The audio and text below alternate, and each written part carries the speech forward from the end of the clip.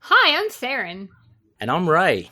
We're your Spider Baby hosts from To Know Her Is to Fear Her, a Spider-Woman podcast, as well as proud members of the collective. You're listening to Capes and Lunatics. Gimme, gimme.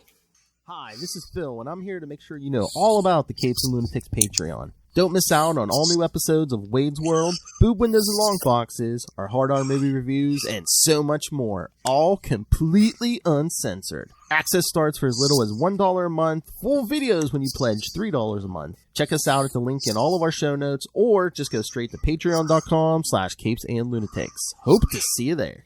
This is Luca Perich, and you're listening to the Capes and Lunatics podcast. Recording has started.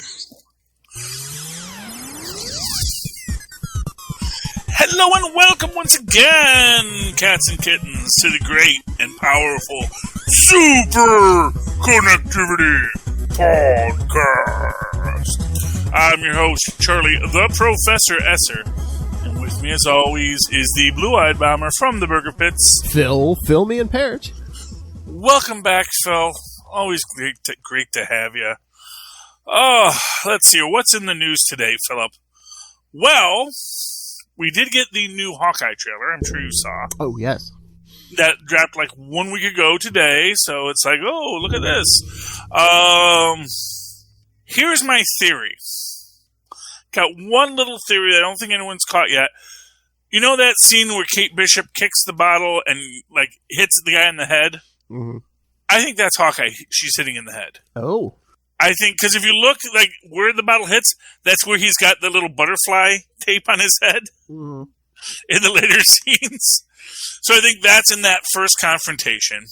Someone else pointed out that the reason he probably goes to the big LARPing event is because he's trying to find a teenager who knows how to fight with a sword who can best him. And that's how he's going to find it. I don't know. That seems like a real big net, a big wide net to throw. Mm-hmm. But I actually think he just goes to a Renaissance fair because he's a carnival worker. It's probably fun for him. Maybe, yeah. His whole, I mean, hey, where else in the world is an archer going to be a big draw sensation? You know, it's like the swordsman, the archer. Yeah, that's going to be a Ren fair. But you know what? I bet you're going to get that backstory for Hawkeye in this, where he was a Rennie. That's what you call him, you know. I know because some of my best friends were Rennies, and quite frankly, that was like, as a young man, that was the dream, to be a Ren fair guy, going town to town to all the Ren fairs with your little satchel and pack, and selling your wares. Live in La Vida Ren Fair. That was the dream. And so I think you're going to get back. So I think that's where we're going to meet the swordsman. And we're going to we might even get that actual, who was the fat Hawkeye? Remember? Was that Trick Shot or was? Wait, yeah, Trick Shot. I think maybe we're not going to get the swordsman. We're going to get Trick Shot in this. You know, we're going to get this Alan Hale looking guy, which would be great. And actually have him be like a big burly Volstagg type. And just, you know, that would replace my lost Volstagg right there. Just getting Trick Shot in as the guy who trained Hawkeye to be the world's greatest archer. And, yeah, no, I know those moves. You taught her those moves. It's like, you left the carnival to join S.H.I.E.L.D. I don't know if I can ever forgive it. This is an art. It's not meant for those people, you know? I could totally see that as a thing between them. It's like, you don't understand. I had to do it. This was for the greater good. It's like, you know, what we do isn't for the greater good. It's to shoot arrows because that's what we do. I don't know. I'm sure there's some sort of philosophy behind it that caused the rift. I do wonder if they're going to have that he actually was kind of a supervillain for a little while, using his powers for evil and personal gain.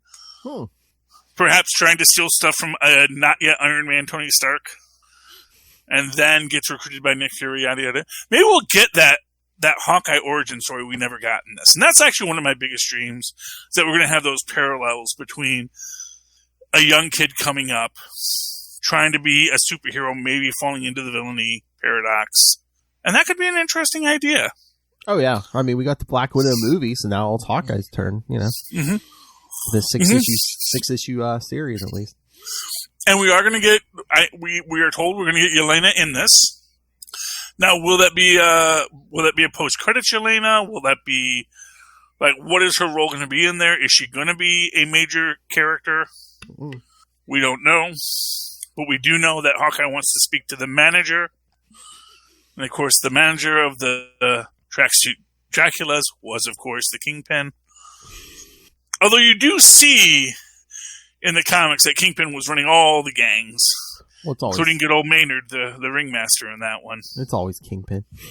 That's his gig, you know? And quite frankly, you know, I get the, you know, I do think, you know, all the speculation, because that is one thing that's been coming up lately, because, like, Tom Holland has said it, and Vincent D'Onofrio has said it. It's like, could you guys please stop asking me about this stuff? Because I don't want to jinx my appearance in any of these things. And in fact, that's actually come out like elsewhere, where like someone was up for a role and then they decided not to ask them because everyone started asking for them for the role. Oh, jeez. And it was like, you know, guys, just, we love your fan enthusiasm, but, you know, let it be. We would all love to work for Marvel, present company included. We would all love to be a part of that sandbox, but, you know, they are constantly being very careful and cautious with their products.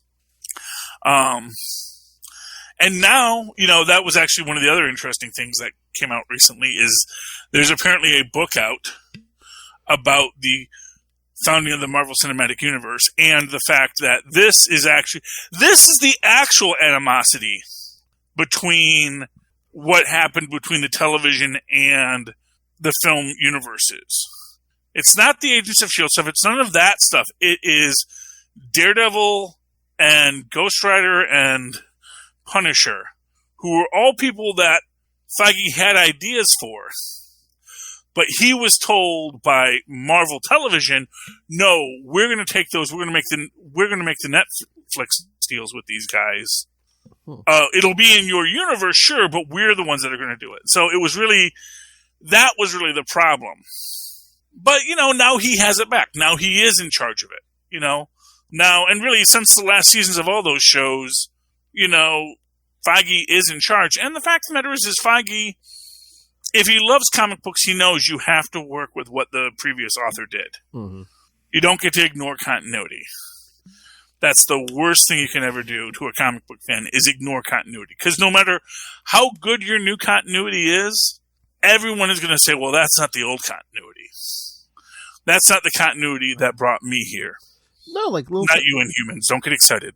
It's like this morning, Lilith and I were talking about something. Like I said, a good example is Al Ewing. You know, he did his own thing with Immortal Hulk, but he also brought in stuff from previous, you know, like the Peter David stuff.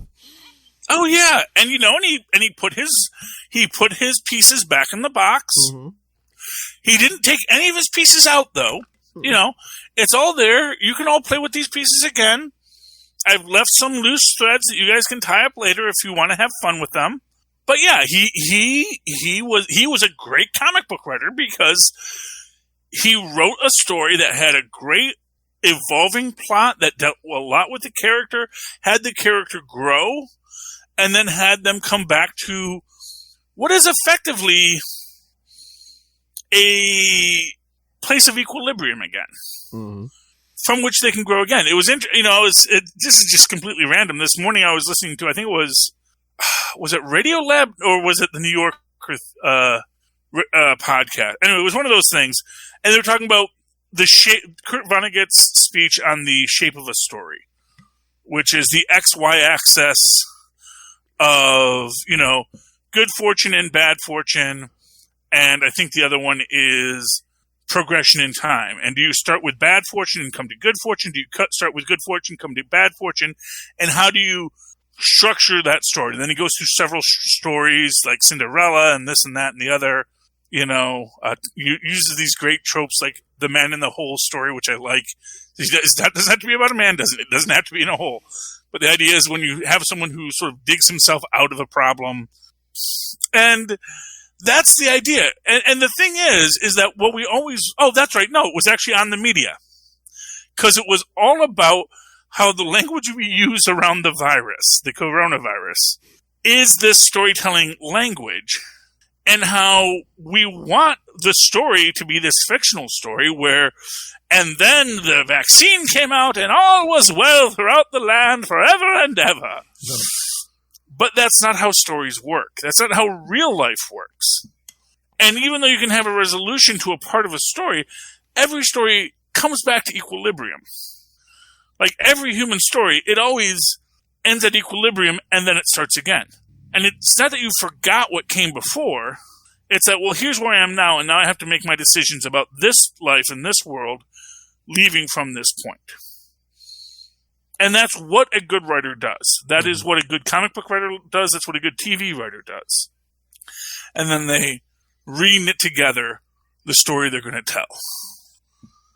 And I think that's a beautiful thing. And so I certainly hope Kevin Feige saw that Kurt Vonnegut lecture years ago, understands that everyone's in equilibrium, just like how all the toys are in the box. Maybe Iron Fist's not quite in the box right, but that's okay. We can fix it. You can always recast.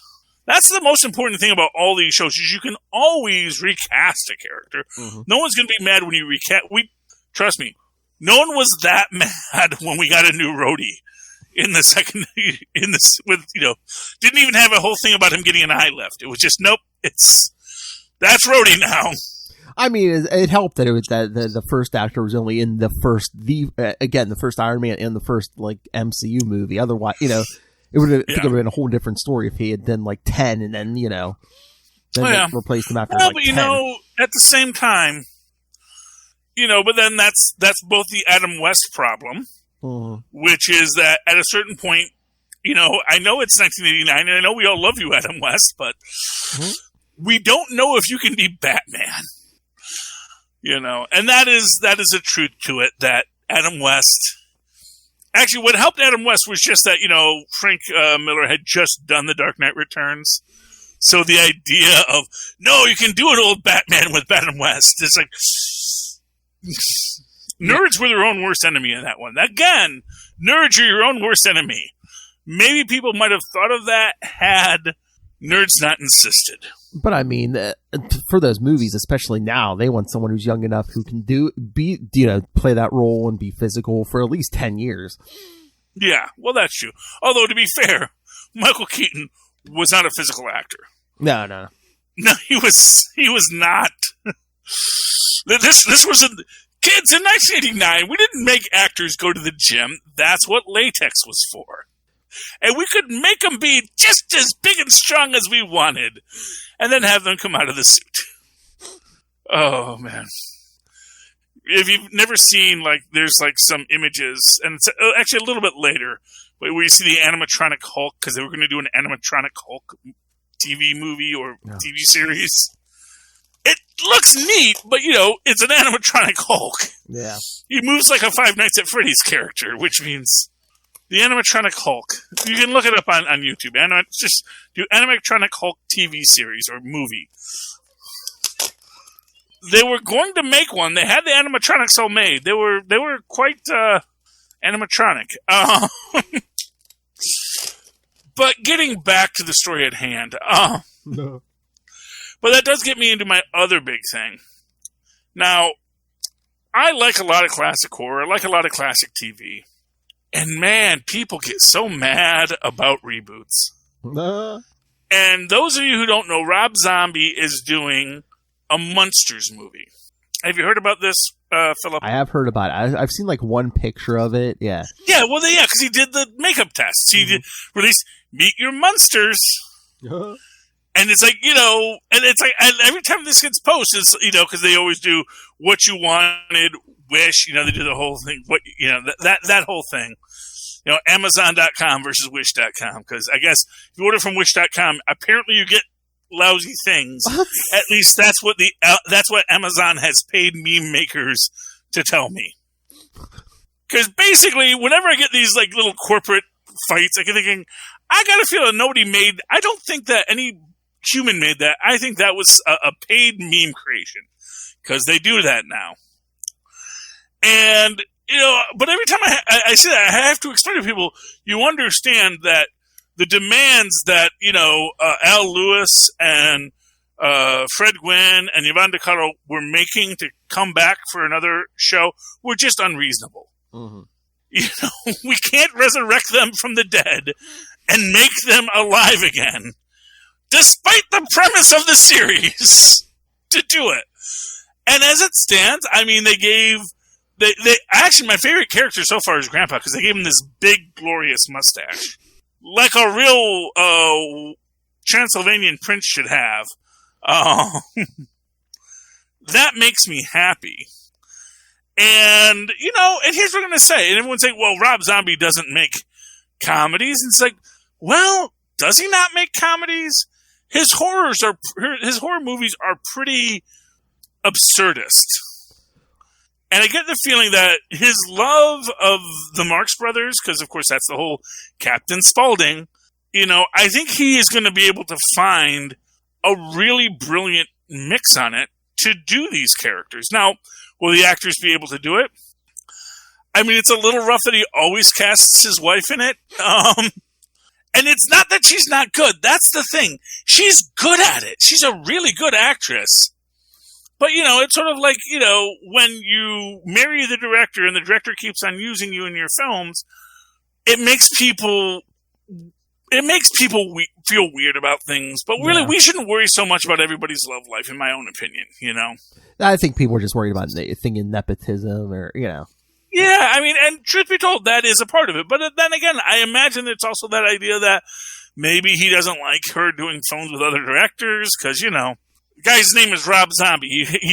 I'm going to wager the guy has a lot of internal worries about himself. Yeah. And his wife is super attractive and probably totally awesome. And I can see how a guy like that might have, I don't know if I want you making movies with other people. I can write you as many movies as you want. And,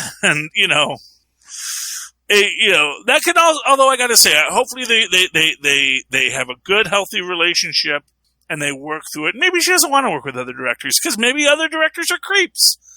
Maybe Rob Zombie is the one guy who wasn't a creep in all of Hollywood, and she was like, you know what? This is a guy I can work with. I like to imagine Rob Zombie is in his own way his own kind of Herman Munster, who is actually just a really sweet, lovable guy who everyone thinks is scary. I mean, he just looks scary. I mean, he's been around since at least the 90s. I mean, we haven't heard any stories so far. You would hope, No, because he's a happily married man. Yeah. He just likes making big, scary songs. Yeah. The man lives in Halloween. He's like Alan Moore, Yeah. Without being a real jerk about it. Oh my! But no, I mean, and it's you said he's not known for making comedies. Well, at least not yet. Maybe this is his first big thing in comedy. I mean, you brought up Michael Keaton. Remember in 1989 even the year or two before that when they announced Michael Keaton was going to be Batman. They're like, oh, Mr. Mom, the comedy guy. Oh yeah, exactly. Now, he had actually also made dramas before then, but everyone knew, but his big hits were comedies. Mm-hmm. And, and he still does great comedies. He was Johnny Dangerously, man. Yeah. Which, to me, Johnny Dangerously, perfect. Like, if I was making Batman 89, and I was Tim Burton, I was like, get me Johnny Dangerously. But was it Johnny Dangerously or Johnny Dangerous? I think it's, was it? Johnny Dangerous, I think, yeah. Oh. But I mean, look. But now it's like he's one of those few guys who's had a role in Marvel and DC. Oh yeah. You just got to get him on that Star Wars, and then he's really got it all. And he may be coming back for something. I guess Flashpoint. Maybe they're saying. Well, yeah, I think he's in the Flash. Yeah. Why not? Like I said, I still believe what I said before, that they're going to tie it into that Flashpoint episode of the TV show. Because you know what? They need the good stink on him. Yeah, but I don't think... Everyone says he doesn't want to be compared. It's like, actually, that's exactly what he wants to be compared to. He wants to say, see this thing you like? Well, we accept and honor it. We honor what came before.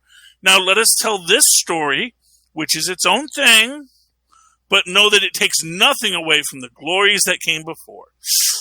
Yeah, but I think a lot of people like TV Flash more than Ezra Miller. So, you know, I don't know if they want to do that just for like, why didn't we use Grant Gustin? Well, no, because Grant Gustin has his own movie. You know, he has his own stuff. Yeah. And that's the thing, you know, eventually, no matter how good the role is, you eventually get, you know, tired of it, you know? Mm-hmm. At a certain point, the role can have all kinds of growth and character and story, and they can be driving up the money truck every week. But that's the thing about money, is that at a certain point, the money just becomes money. Mm-hmm. You know, if you're not buying steak dinners with it every night, or if you are buying steak dinners with it every night, and it's not actively depreciating the pile, you're like, why is all this money here? Mm-hmm. What is this all supposed to do? You know? You wonder why rich people go into philanthropies. That's why. As soon as they retire, they're like, get this stuff out of here. This is very annoying to me. Mm-hmm. It's like dust. It's everywhere. Ugh. And as I always say, a rich man's got to get into heaven somehow. But all that said, what was I saying? Well, actually, there was one other thing I want to talk about really quick, which was 80th anniversary of Wonder Woman. Yes. Teen Titans Go special. I know you haven't seen it. Oh. No, so it was a Wonder Woman special. Oh, it was amazing! Because the Teen Titans get invited to DC Comics for the big 80th anniversary special. And of course, you know, who is running DC Comics? No one else but Detective Chimp. Who they make British, which I get because he does wear the Sherlock Holmes hat. And maybe he has been much more Sherlockian in his previous interpretations. I did like my Justice League Dark, more of a hard-boiled Detective Chimp. I like my Marlowe Detective Chimp more than my Conan Doyle Detective Chimp. I'll go on record for that. And all that said, yeah, so they get there apparently for the big 80th,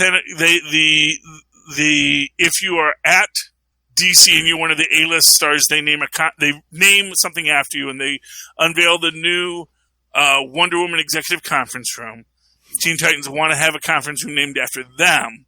They say no, only A-listers get conference rooms named or things named after them, and of course, you know, they see the Superman writers' room, which of course is like it's a frozen wasteland because of course it's like the what do you call it? The Fortress of Solitude, so it's like all ice and they're all sitting in the cold. A joke about poor writers' conditions. They have the Batman art department, which is just very goth, and it's a big bat cave and taking pictures of things. And then, you know, the Aquaman water cooler. But they say if we don't put out a good Wonder Woman 80th anniversary issue, we'll get destroyed by the competition. And when the Teen Titans take Superman, Batman, and Aquaman out of the running and then create the comic book themselves, which, you know, hey, Detective Chimp, very poor managerial skills that you didn't go back and check up on them. You're a bad editor, Detective Chimp. You got to stay on those creatives, okay? One thing I will say, you have to stay on creatives. And they give their comic book, which is about, and it's actually a brilliant comic book of Wonder Woman, finds out that her prescriptions weren't renewed because it's very old Wonder Woman because she's 80 and she does now her cat. And she knits a sweater of truth from the lasso of truth. And because it turns out her prescription wasn't renewed because her HMO does not cover name brand prescriptions. So she had to be prescribed the generic. Anyway, that's her thing. And Detective Chimp says, no, we can't go to press with that because the competition will destroy us. And they say, oh, no, it's the competition. And there's this big building. And it's got a hammer. And a shield. And claws. And then you get into the building fight because then they plug in the DC stuff. The DC rooms. So it has Superman powers and Batman powers and Aquaman powers. They even had a Human Torch from the competition. So that was really cool. Right. But of course the DC people are defeated until Wonder Woman shows up and beats up the competition single-handedly. And that's how you know it's fantasy. Well, it was supposed to be some other comic book company that had other heroes with other powers that seemed somewhat familiar. Well, yes, but then the DC building had all the DC superhero powers, so including Swamp Thing, which they elevated to an A-list character because Alan Moore, hey, good for him. It's an A-list, you know. Is there any character from the 90s that had a big controversial run that is not A-list? Really? Even John Constantine gets name-checked here and there, so. So that was fun. That was that. Oh. Stargirl. Quick on Stargirl? Yes. You watched it. Yes, sir. Everyone makes it out and the shade dies. The end. Yeah, side of the black and white thing, yes. Yeah, the black and white thing, which was weird. It was just like, you know, and it's all like, again, it's this kind of stuff where at a certain point, it's like, really? You're just like showing me my greatest fears that I live every day? Like, oh, my mom had a hard time when I was born because our father left. Yes, I know. It's been mentioned. You know? Mm-hmm. You expect me to believe my mom doesn't love me because of that? Mm-hmm. I mean, well, I guess, you know, honestly, who knows with these kids? They're very emo.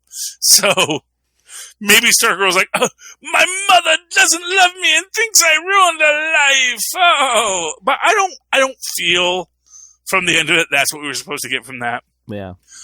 I like that they did save the dragon's daughter. Yeah. You know, at the end. And now is she going to go back to being evil? Probably. But, you know, people can change. You know, the shade, you know, that's the thing. It's like at a certain point, there's a certain level of evil that people really don't feel comfortable with, you know? And I think that is the idea here, is that, you know, as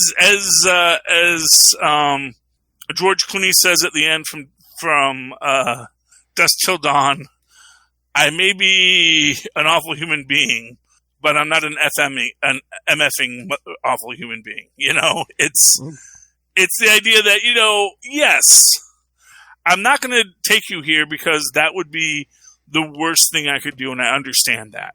You know, so you need to go and live a life because I'm not that awful of a human being. And along those lines, you know who has a similar speech this week, Philip? Who? Speed Demon. Yes. In Captain America. The United States of Captain America.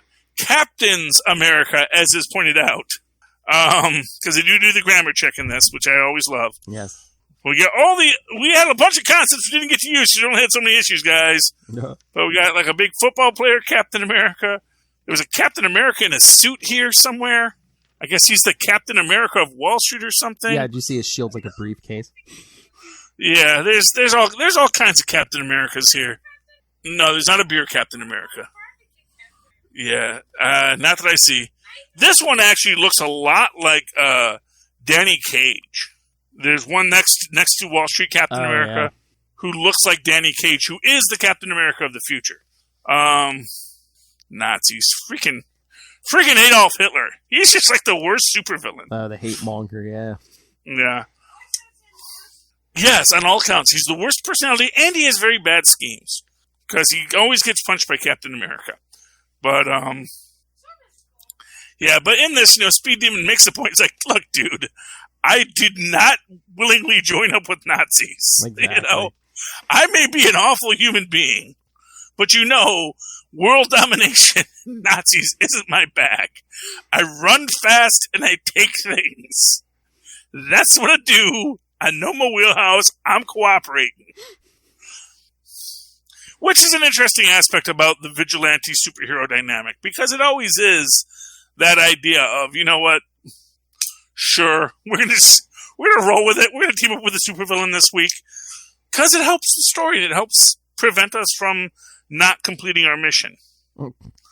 And, you know, a neat thing with Sin in this one is that she does have an America-themed mask. If you notice that all the Watchdogs had the Confederate-themed mask. Mm-hmm. And it does highlight that thing that too many people are using that old red, white, and blue as a hate symbol lately. Mm-hmm. And that's the problem. It's not supposed to be, but it sometimes is, and that's the problem. But still, and we get all the Captains America get to go to the Smithsonian. Yep. Have all their shields there. So now none of them have shields, so I was going to say that's not good. I was going to say, I would think those are replicas because, everyone turned in their shield, including Steve. I'm like, I don't think so. Well, they probably they just made new ones for everybody except for Steve, because his was vibranium and magical. But, because most of those shields were probably like, well, these aren't the best shields. You guys are you're literally using a garbage can shield. Maybe we made it into like adamantium shield. That would be better for you, kid. Yeah. Yeah. Or just steel, or some kind of alloy of something and another. That you hope. So all the Captains of America out there, maybe they've got some Tony Stark money in it, because everyone goes to Tony Stark for money nowadays. And then I guess after this, we're not getting a regular Cap series yet. I mean, it looks like a Captain America and Iron Man team up. I looked it up. It's like another 5-issue story, I guess. Yeah, well, that's the old was it Tales of Suspense? That was the Tales of Suspense model. So those two characters have always been tied together. Oh, yeah. So I'm good with that. I'm good with the Captain America Iron Man team up. Those two need to work through it. And for what it's worth, they're both arguably the human level characters. Mm-hmm. Although both are super geniuses, and one, has the super soldier serum. So, I can work with it. But I think that I actually always felt they made a good match, Oh, yeah. Because one is, and here's what I'm going to tell you right now. They embody so much of America in the idea of that, Randian capitalist ideal and that New Deal, we're all in this together mindset. Those two people, they're going to have their fights, but they're also going to say, but we need each other. Oh, yeah, because Cap is very much, a creature of that time, and Tony Stark is definitely a creature of the modern age, yes. A kryptonite sword would hurt you because it's a sword, yes. Depends on the universe, Tristan. I am doing a podcast right now, so if you're not going to be on topic, But yes, kryptonite swords would have a negative effect on human beings if they were real. And their radiation. I mean, if you're around one long enough, Lex Luthor wore a kryptonite ring for years, thinking he was all brilliant, and then he gave himself cancer. Is that in all universes? Well, that was that John. Was it Byrne or right after Byrne? Oh, that was, yeah. See, well, though, here's the thing: if you'd encased it in gold, it wouldn't have been a problem because that would have blocked the radiation. Yeah. You know what he did? He chinced on it. He could have just worn a lead ring and it would have saved his life. He just wanted to be like, you know what? I'm sleeping. He can't come near me. You know what? No matter what, he can't come near me. Yeah. But it's like Superman wasn't going to come around and strangle him in his sleep. Well, yeah, and to be fair, he didn't have to. He could have gone to suborbit and looked down with his X-ray vision. He's got kryptonite. Wow. Good thing I'm more than 50 feet away, huh? Yeah, exactly. Guess I'm just going to laser your head off. So, I mean, what's the first thing Batman did when Superman gave him that ring? He puts it in a vault. Yeah. Well, Yeah. Yeah, because, that way, if he goes to the vault, Superman knows and knows to attack from suborbit. Okay. Do you know what got Tristan very excited this week? The return of Frog. Oh, yes. And the Avengers. Dun, dun, dun. I don't know. I'm not quite sure how I feel about poor Thor getting sort of led around by Loki and everyone. Because it does kind of feel like everyone else is doing this, and Thor's just like, you figured out what we need to do? Oh, great, Thor. Even to the Loki of saying, oh, but how could I possibly? No, I do not do that anymore. You have caused too much trouble. But what if there were another you could reach out to? Hint, hint, hint, hint. And so I guess Throg and all of the sentient animals live in, the sentient animals that are mystical Asgardian animals live in this. I wonder if, what's his name? Retiskar, the I wonder if Throg and Retiskar have ever thrown down. That's the trickster squirrel who lives in Isigdrill. Squirrel Girl fought him once, and that was hard. But yeah, also just the fact that Throg has already assembled his team because he's been planning this for months now, and we get and I love we have that natural animosity between frogs and crows. Yes, we're not just going to gloss over it. We know each other. We know what we can do. But we also know what our relationship is. We get Lockjaw, of course, the great Inhuman. The best thing about the Inhuman TV series, so really, if anything from the Inhuman series comes over, bring back Lockjaw. And he's an Indoggin, I guess, is what you would say. We get Lockheed, of course. Yep. Yeah, I don't know what poor Kitty's going to do without Lockheed, but Lockheed has his own. He has his own missions to go on too, and then we go to Doctor Strange because we need bats. I know. I love it. He knocks on the door. Doctor Strange is, "Oh, what can I do for you?" He's like, nothing. Come for you." Yeah, we need a tracker. So there we go, a ghost dog, and he makes the point. You will call us the Avengers.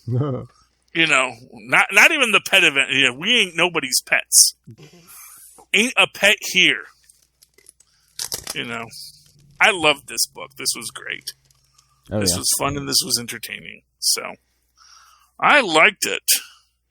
And then the last book I read this week was, of course, The Death of Doctor Strange. Yep. And I love when Doctor Strange says, "Well, this is certainly a problem for the Sorcerer Supreme." Who is that? Oh. Who's currently the Sorcerer Supreme in this universe? Funny you should ask! And I do wonder, because the last time he was not the Sorcerer Supreme, didn't the Eye of Agamotto just go looking for another Sorcerer Supreme? Maybe. And now it's just sort of nah. We're good. I mean, unless the Eye of Agamotto is just wait, well, there's a Stephen Strange still here. It's confused. Yeah. But yeah, I was waiting for it to just sort of go on its little Green Lantern quest to find someone without fear, which is no one, obviously. But and I love that they're really playing with that 60s dialogue for old Doctor Strange. Sounds.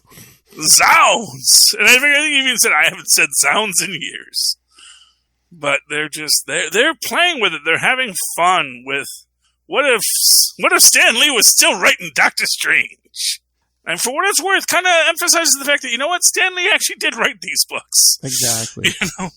You can say what you will, but when that dialogue got written down, that was Stan Lee. He was the one telling this story.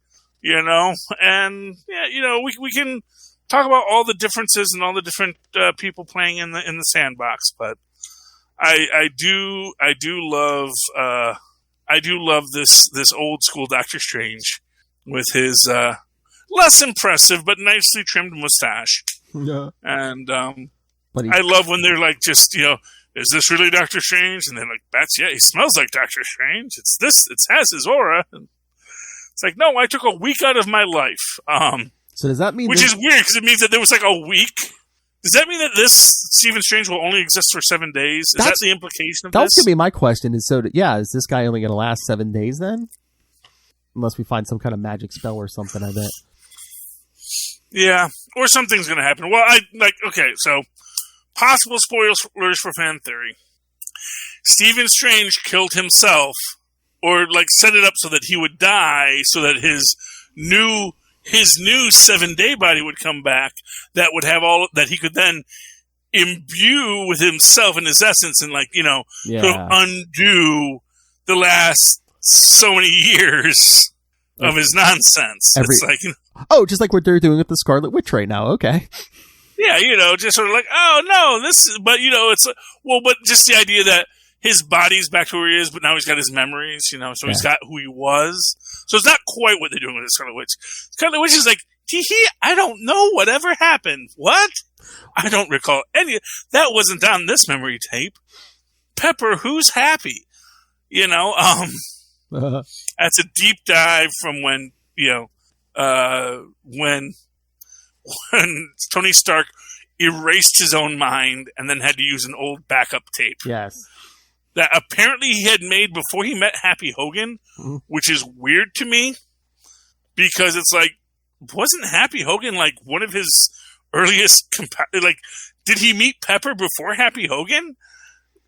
That was weird to me. Yeah. I mean, probably not by much, but I think he might have. Yeah, it's very. Yeah, because it's like, you know. And of course, in that universe, of course, Pepper and Happy got married. Yes. And then Happy died.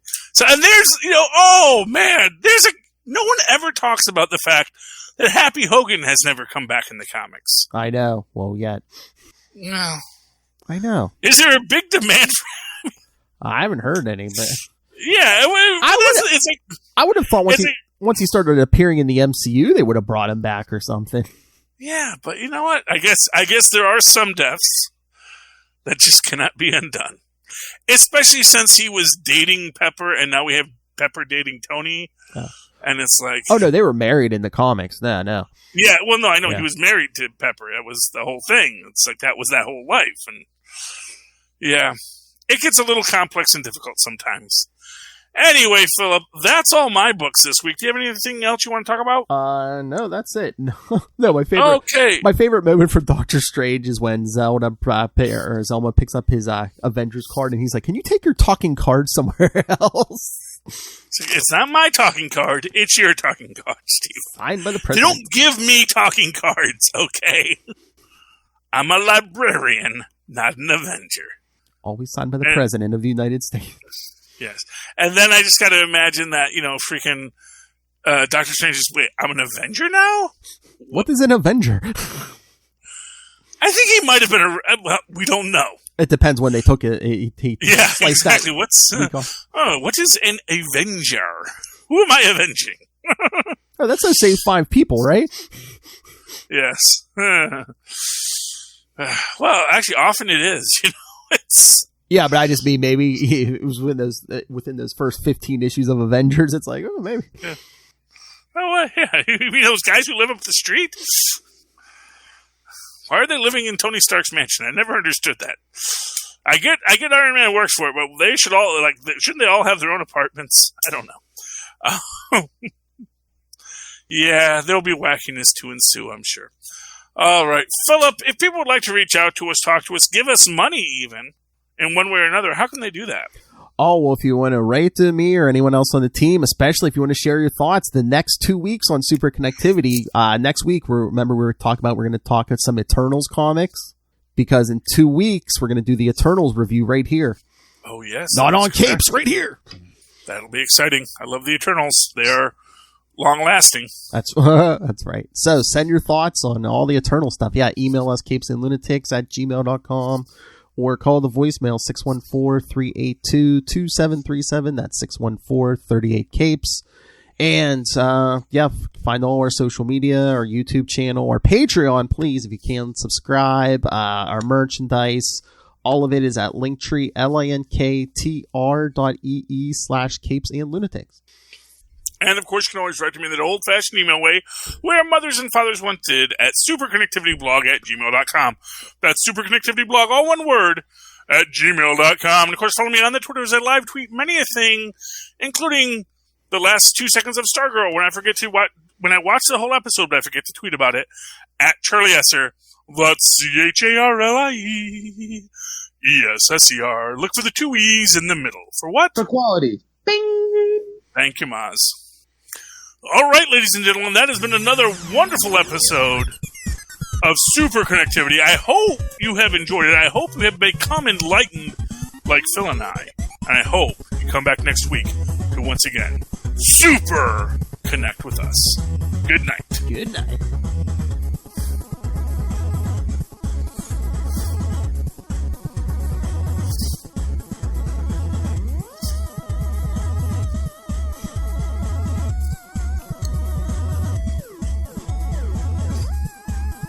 That's right, we're dancing.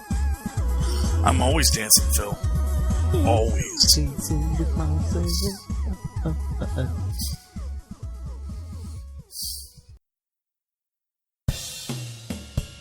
The swamp, more than merely a place.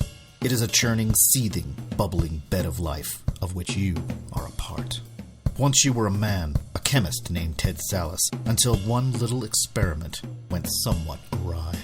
And you changed. The serum that was to have made you a super soldier, combined with the strange forces in the swamp, to make you over into this, a shambling, mindless mockery of your former humanity. The macabre Man-Thing.